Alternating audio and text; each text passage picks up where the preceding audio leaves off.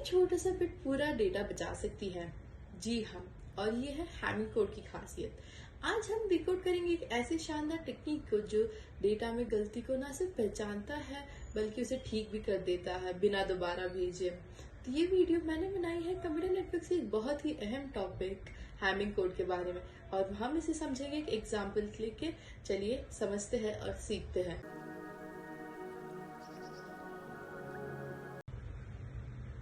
जब हम कोई भी डेटा भेजते हैं या स्टोर करते हैं तब कई बार बीच में डेटा बदल जाती है, जैसे कि 1 की जगह 0 या 0 की जगह 1 हो जाना। अब सिंपल पैरिटी में तो बस यही बता सकती है कि कोई गलती हुई है, लेकिन वो यह नहीं बता सकती कि गलती कहाँ हुई और उसे कैसे ठीक करे। लेकिन हैमिंग कोड में ये दोनों काम हो जाता है। ये ना सिर्फ गलती को पहचानता है बल्कि वो ये भी बता देती है कि गलती किस जगह और किस बिट में गलती हुई है। हैमिंग कोड एक ऐसा तरीका है जिससे हम डेटा में अगर एक भी गलती हो जाए तो उसे पहचान सकते हैं और सही भी कर सकते हैं।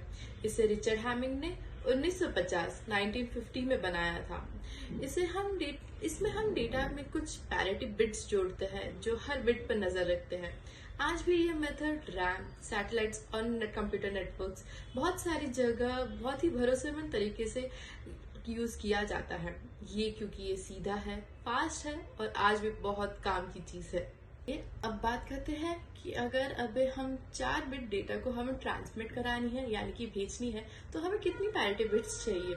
मान लीजिए अगर हमारे पास m डेटा बिट्स है और r पैरिटी बिट्स लगाने वाले हैं तो एक फॉर्मूला है जो बताता है कि पैरिटी बिट्स कितनी होनी चाहिए, जो कि है 2 की power r greater than equal to m plus r plus 1। जैसे कि हम एक एग्जाम्पल लेते हैं ताकि हम इसे आसानी से समझ जाए। अगर हमारा m इज इक्वल टू 4 यानी 4 डेटा बिट्स है तो पहले हम ट्राई करते हैं r इज इक्वल टू 2 यानी 2 की power 2 which is equal to 4। तो ये बराबर नहीं होता यानी कि हमारी LHS is not equal to RHS। अब हम ट्राई करते हैं r इक्वल टू 3 तो यहाँ पे 2 की पावर 3 यानी 8, तो हमारी कंडीशन सेटिस्फाई होगी। तो हमें 4 डेटा बिट्स को प्रोटेक्ट करने के लिए हमें 3 पैरिटी बिट्स चाहिए, और ये फॉर्मूला सुनिश्चित करता है कि हर बिट यहाँ तक की पैरिटी कितनी चाहिए और हमारे कितने बिट्स में कितनी पैरिटी लगी। हैमिंग कोड में एनकोडिंग कैसे की जाती है, यानी हम डेटा में पैरिटी बिट्स को कैसे डालते हैं।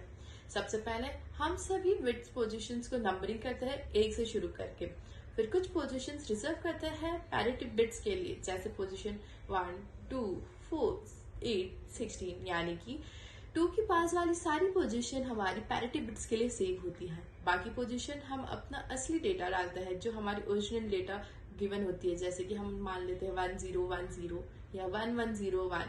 अभी हम लगाते हैं पैरिटी रूल।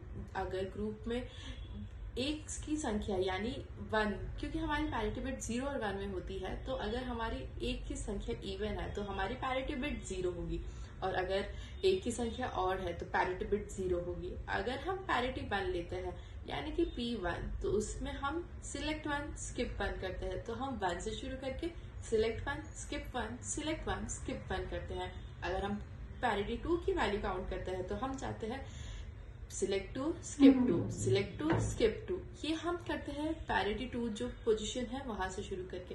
फिर आती है हमारी पैरिटी 4 जहाँ पे हम करते हैं select 4 skip 4 select 4 and skip 4। हम ऐसे करके, जैसे हमने मान लिया पैरिटी 1, जैसे हमने किया सिलेक्ट 1 स्किप 1, ठीक है। तो अभी हम अगर वहां पे वैल्यू निकालेंगे तो सारी ऑड नंबर होती है, फिर वहां से हम जो डेटा वहां पे होती है उसके बेसिस में हम आगे बढ़ते हैं। अभी हम नेक्स्ट स्लाइड में देखेंगे कि हम इस पे काम कैसे करेंगे।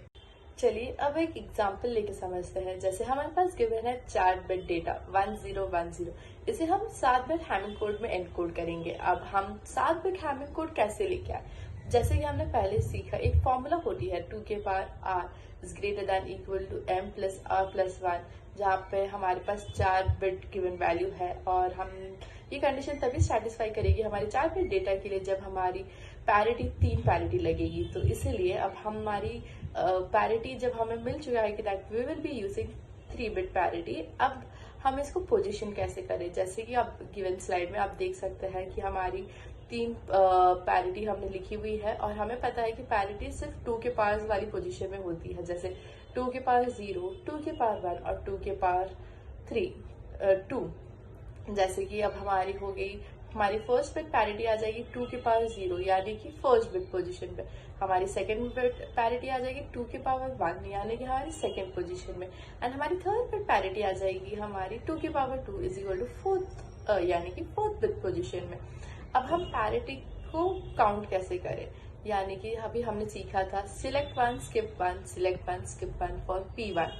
तो अभी हम देखेंगे कि हमारी पैरिटी में अभी कोई वैल्यू नहीं है, तो हम अभी कंसिडर करेंगे फॉर पैरिटी 1 हम कंसिडर करेंगे 3, 5 और 7। यहाँ पे जो पोजीशन में वैल्यू गिवन है अभी हम उनको कैलकुलेट करेंगे और फिर हम उसकी वैल्यू निकालेंगे। जैसे कि हो गई हमारी वैल्यू P1 की हमारी 0 आ जाएगी, P2 में हम लेंगे 3, 6, 7 यानी कि P2 की वैल्यू हमारी आ जाएगी 1 एंड P3 में जो वैल्यू है वो हो जाएगी हमारी P4 में जो वैल्यू है यानी कि 0।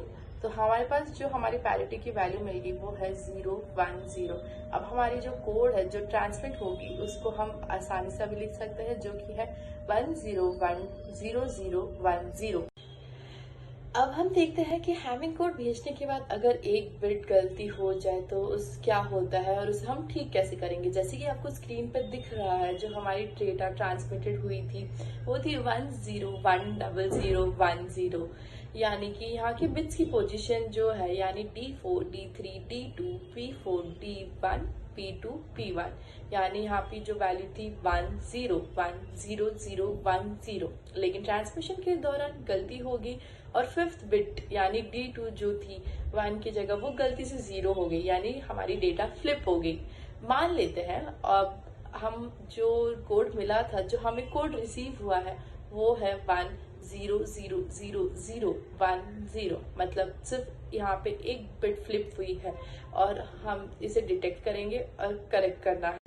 चलिए अब हम स्क्रीन में जो हमें दिख रहा है जो हमें कोड रिसीव हुआ है उसके बाद उसके बेसिस पे हम हैमिंग कोड खुद कैसे गलती को डिटेक्ट या पकड़ता है वो समझेंगे। जो हमें डेटा मिला है वो है 1 0 0 0 0 1 0, यानी positions D4 D3 D2 P4 D1 P2 और P1 में जो हमारी वैल्यूज है वो है 1 0 0 0 0 1 0। अब हम फिर से पैरिटी बिट्स चेक करेंगे। जो अभी हमारे पास P1 की वैल्यू गिवन है, P2 की वैल्यू गिवन है और P4 की भी वैल्यू गिवन है जो हमें निकाला था। तो अभी हम जो P1 की वैल्यू है उसे काउंट करेंगे। तो same select 1 skip 1 select 1 skip 1 select 1 skip 1 करेंगे। तो इस हिसाब से हमारी P1 की वैल्यू हो जाएगी 0 + 0 + 0 + 1 यानी 1, इसलिए हमारी P1 की वैल्यू हो गई 1। P2 चेक करना है तो हमारी पोजीशन 2 3 6 और 7 पे जो वैल्यूज है यानी 1 0 0 1 यानी कि 2, यानी कि हमारी P2 की वैल्यू होगी 0। अब P4 चेक करना है तो हम पोजीशन 4 5 6 7 चेक करेंगे जहाँ पे वैल्यू गिवन है हमारी 0 0 0 1 यानी 1, यानी कि हमारी P4 की वैल्यू हो गई 1, यानी कि हमें जो रिसीव डेटा है वहां से हमें जो हमारी पैरिटी की वैल्यूज मिली है वो है 1 0 और 1। अब हम पैरिटी बिट्स को जोड़कर ये जानेंगे कि गलती कहाँ हुई। जैसे हमें पैरिटी की वैल्यू जो हमें डेटा रिसीव हुई उसकी पैरिटी की वैल्यू जो हमने निकाली तो हमें मिली 1 0 1। ये जो बाइनरी कोड है अगर हम इसे डेसिमल में कन्वर्ट करेंगे तो हमें वैल्यू मिलेगी 5, यानी कि जो डेसिमल वैल्यू 5 है उसकी बाइनरी बिट वैल्यू है 1 0 1। तो हमने जो गलती हुई है वो फिफ्थ पोजीशन पे हुई है यानी बिट नंबर 5 जो कि है D2। अब हम बिट 5 को 0 से वापस 1 कर देंगे और इसी तरह हमें वापस मिल जाता है हमारा ओरिजिनल कोड 1 0 1 0 0 1 0, जो कि बिल्कुल वही कोड है जो ओरिजिनली ट्रांसमिट की गई थी स्टार्टिंग में। यानी हमने हैमिंग कोड से ना सिर्फ गलती पकड़ी बल्कि उस गलती को ठीक भी कर दिया। तो आपने देखा सिर्फ कुछ एक्स्ट्रा पैरिटी बिट्स से अपना डेटा कितना स्मार्ट बन सकता है कि वो खुद ही अपनी गलती पकड़ भी ले और सुधार भी ले, चाहे वो मेमोरी चिप्स हो या स्पेस कम्युनिकेशन हो या फिर हमारे वायरलेस नेटवर्क्स हो। हैमिंग कोड एक ऐसा चुपचाप काम करने वाला टेक्निक है जो हमारी डेटा की रक्षा करता है।